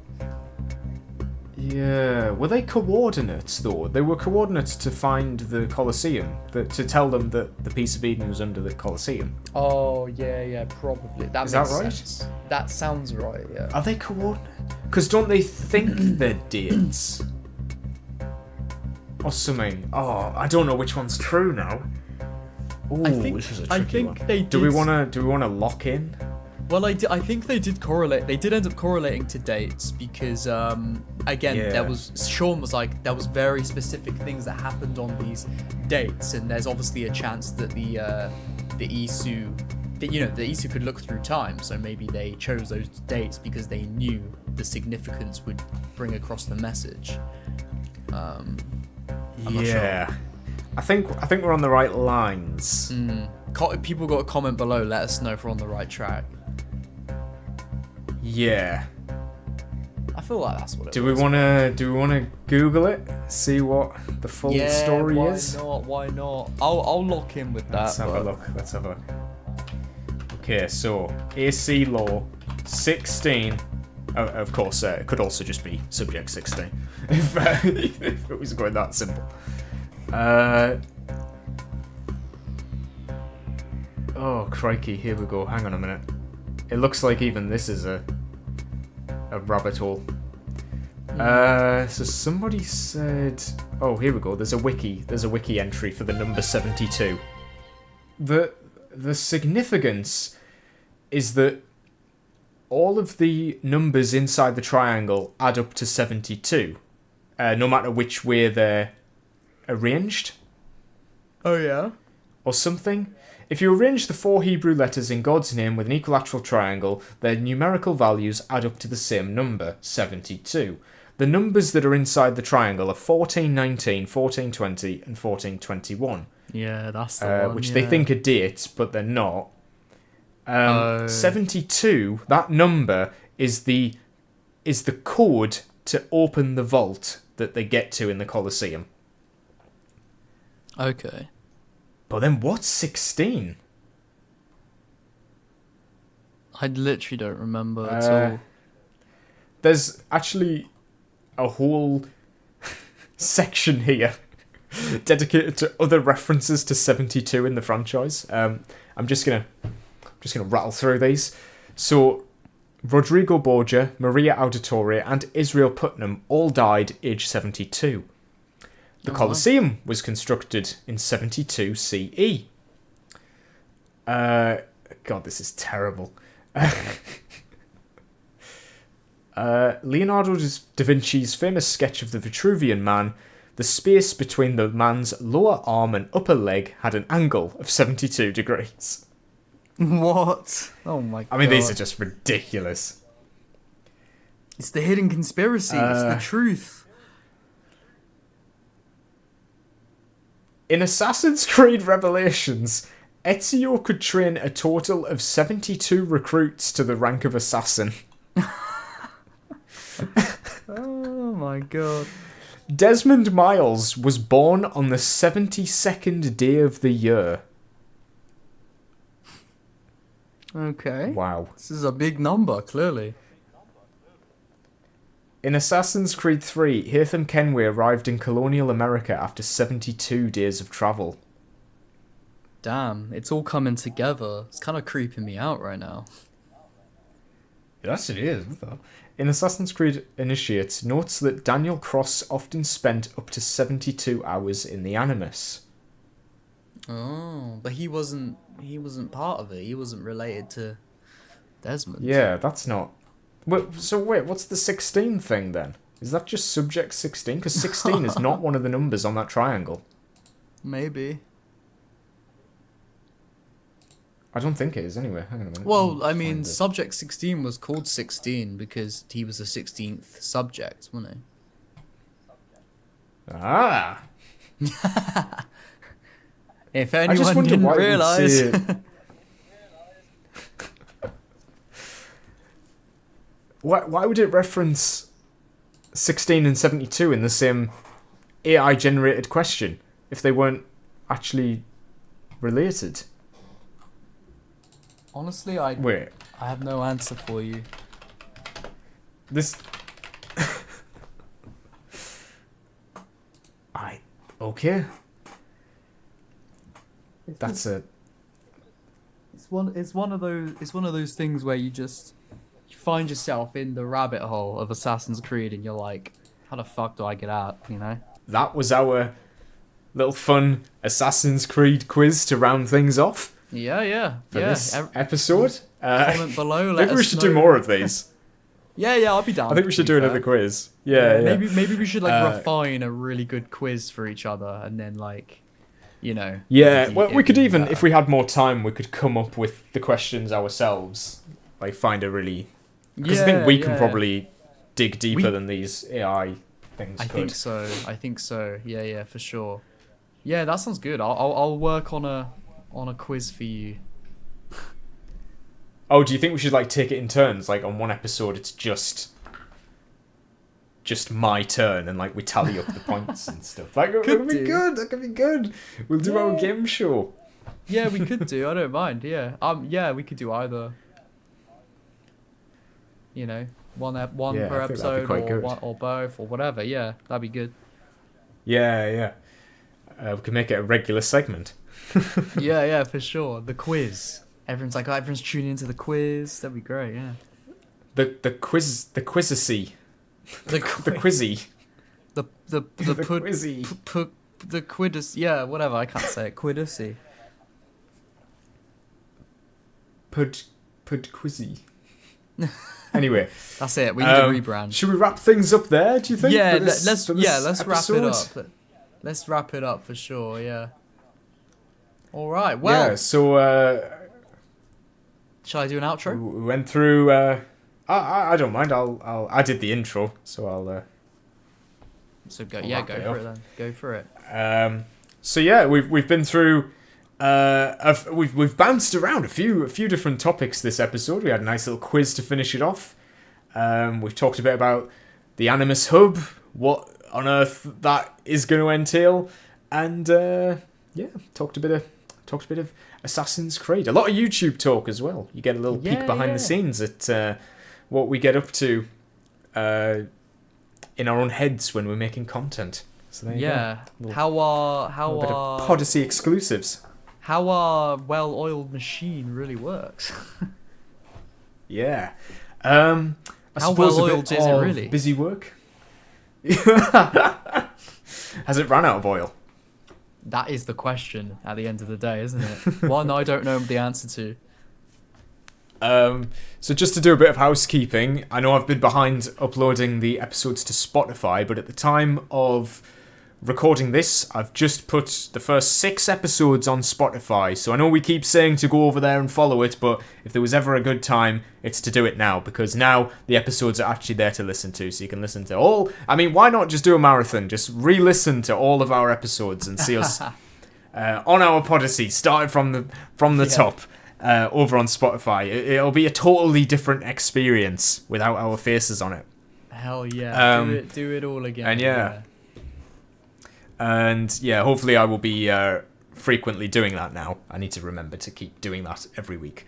So, if you liked this episode of the Podyssey, give it a like, subscribe to our YouTube channel. We're over 500 subscribers now, which is very, very good. Making very good progress. And you can check us out on our respective YouTube channels, youtube.com/WillisMakesMovies or youtube.com/The Exile AC. It is, yeah. Is that what it is? Yes, I got it. It is. You got it right. Another Helix reward for you there. Oh yeah, gonna buy a mount with this one. Oh yeah, for sure. Well, yeah, comment below your thoughts, guys. Get a conversation going and all that. Yeah, and I suppose I'll say it this time. This has been an Odyssey I won't soon forget. Very nice job. See you later, guys.